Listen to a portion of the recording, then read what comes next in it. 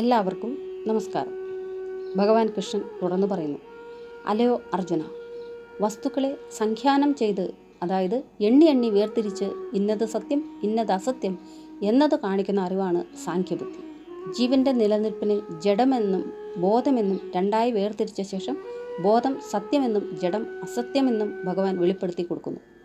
ഈ സാഖ്യയോഗം അഭ്യസിച്ചുകൊണ്ടുള്ള സ്വധർമാനുഷ്ഠാനത്തിൽ നഷ്ടമോ ക്രമത്തിന് നാശമോ ഉണ്ടാകുന്നില്ല.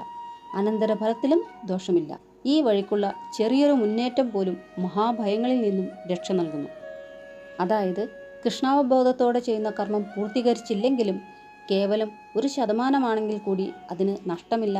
ഭൗതിക കർമ്മങ്ങളും അതിൻ്റെ ഫലങ്ങളും ശരീരത്തോടൊപ്പം നശിക്കുന്നു. എന്നാൽ കൃഷ്ണാവബോധത്തോടു കൂടിയുള്ള പ്രവർത്തനത്തിനാകട്ടെ ജഡനാശത്തിനു ശേഷവും ജനങ്ങളെ അടുത്ത ജന്മത്തിൽ ഒരു ഉത്കൃഷ്ട പദവിയിൽ പിറവിയെടുക്കാൻ സഹായിക്കുന്നു എന്ന് സാരം.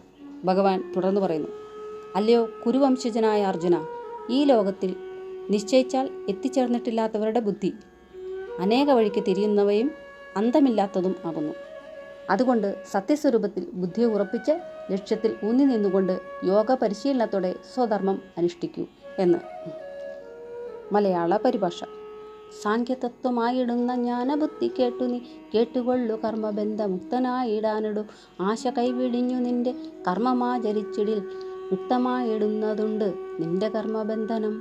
ഭയത്തിൽ നിന്നു മോചനം ലഭിച്ചിടുന്നതിനു നീ കർമ്മബുദ്ധിയായിടുന്ന യോഗവും ധരിക്കണം. നഷ്ടമില്ല ലാഭമില്ല നേട്ടമില്ല കോട്ടവും ആയതായ യോഗവും ധരിച്ചിടേണം അർജുന. ലഭിച്ചിടേണ്ടതൊന്നു തന്നെയാണതാണു മോക്ഷവും ആയതെന്നുറച്ചിടേണ്ട ബോധമാണു ഭക്തിയും.